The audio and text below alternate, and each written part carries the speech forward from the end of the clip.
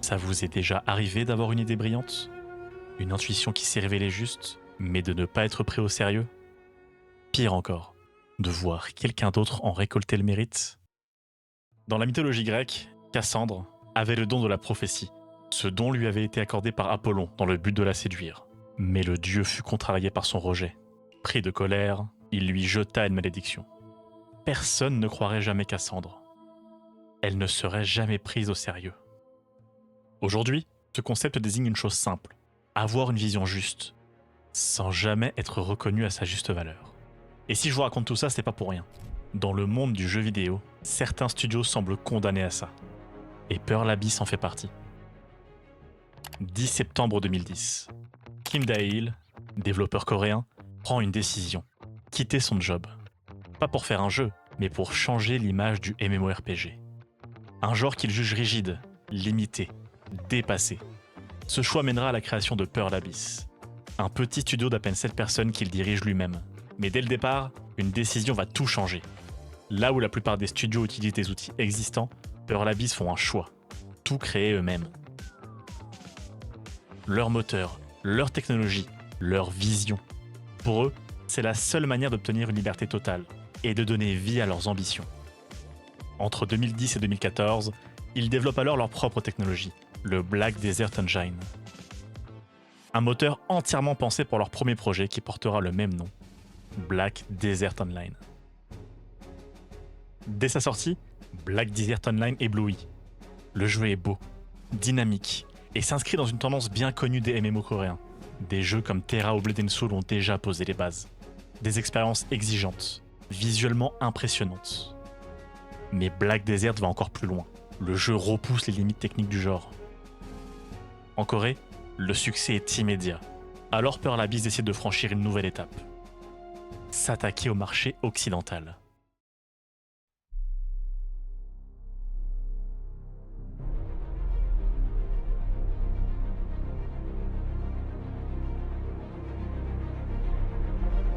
Et à ce moment-là, les attentes sont énormes. Beaucoup y voient déjà le futur du MMORPG.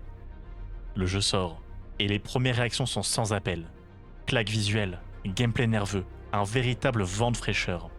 Mais très vite, tout bascule. Au moment précis où Black Desert aurait pu s'imposer, les critiques arrivent.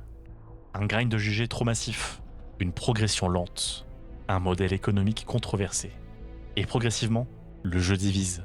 Certains y voient un MMORPG en avance sur son temps. D'autres, une expérience trop exigeante, trop frustrante, un véritable casino en ligne. Malgré toutes ces qualités, Black Desert ne deviendra jamais le roi du genre. Pourtant, tout était là. Les graphismes, le gameplay, l'ambition. Black Desert Online avait tout pour réussir, mais il sera pour beaucoup le roi sans couronne du MMORPG. Pearl Abyss avait une vision juste, les mêmes défauts que ses concurrents, mais il n'a pas été reconnu à sa juste valeur. Si la plupart des studios se seraient contentés de maintenir leur jeu, Kim Dae-il, lui, prépare déjà la suite. À la G-Star de 2019, un immense salon de jeux vidéo coréen, Pearl Abyss annonce Crimson Desert.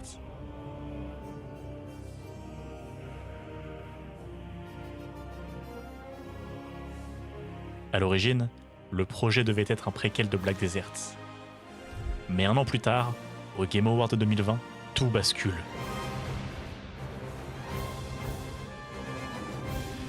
Crimson Desert devient un RPG solo narratif aux ambitions énormes. Et si un grand pouvoir implique de grandes responsabilités, une grande hype implique de ne pas se rater.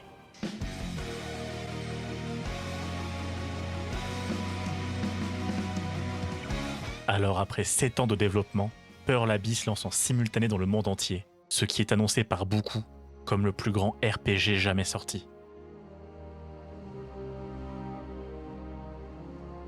Crimson Desert nous place dans la peau d'un guerrier, Cliff. La situation nous est présentée au compte-gouttes.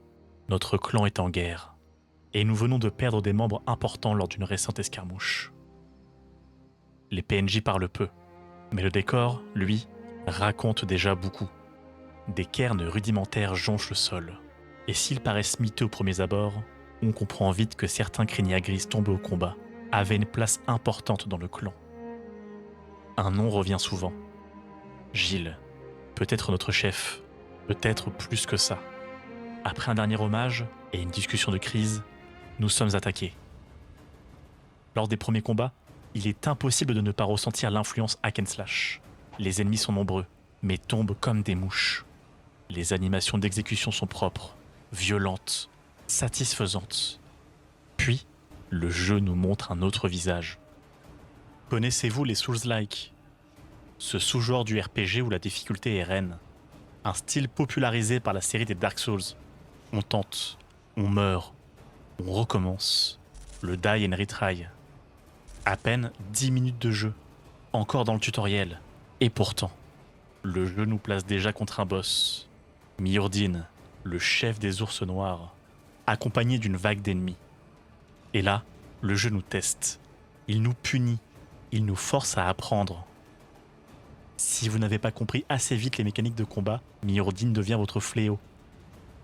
Mais à ma grande surprise, après le die, il n'y a pas eu de retry. Une cinématique place le boss sur un piédestal. Une exécution. Et je suis l'exécuté. Je m'attends alors à un faux game over, le genre de cinématique vu dans God of War. Mais non, c'est terminé. You had your chance. Let this be a lesson to all you wolf whelps. Dead already.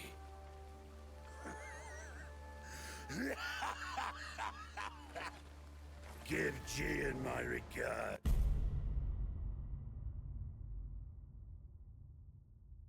Cette introduction est efficace, brutale, tonitruante. On vous donne peu, mais on vous demande d'apprendre beaucoup. Et une fois ce minimum acquis, vous êtes jeté dans la fosse aux lions, les terres de Peilune. Nous sommes emmenés au royaume de l'incertitude. Une cité étrange, presque irréelle. J'obtiens le codex, et c'est là que le jeu commence à poser problème. Le codex nous apprend énormément. Gilles n'était pas notre chef, mais un éclaireur. Miordine est un régicide. Gian, dirigeant de Peilune, a été assassiné. J'ai un problème avec le codex. Ce sera le seul moyen d'obtenir du concret concernant le lore de Crimson Desert.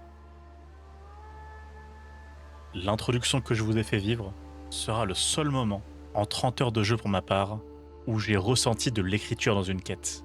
Tout sera raconté dans le codex. Une mécanique empruntée à la saga des Resident Evil, qui a l'habitude de raconter toute l'intrigue via des notes dans les dernières zones du jeu. Sans grandes explications, sans réaction de notre personnage, nous voilà ressuscités, repêchés, et envoyés reconstruire un clan éparpillé sur le continent. Et c'est là que le jeu commence vraiment. Et si cette zone semble être un simple point de départ, un grain de sable dans l'immensité de la carte, ne vous y trompez pas, Hernande est immense. Et si vous êtes complétionniste, vous pouvez y passer des dizaines, voire des centaines d'heures pour en venir à bout. Le jeu est vaste, et les mécaniques diverses et variées sont légion. Le jeu ne cache pas ses inspirations. Le pare-voile, directement inspiré de Breath of the Wild, ou encore la synchronisation, héritée d'Assassin's Creed.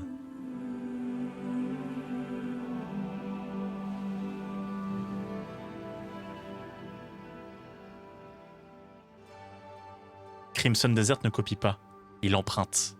Il pioche dans l'histoire du jeu vidéo et tente de pousser chaque idée à son maximum. Le pare-voile devient une transformation, le grappin devient un outil de mobilité avancée. Les combats deviennent des affrontements de masse.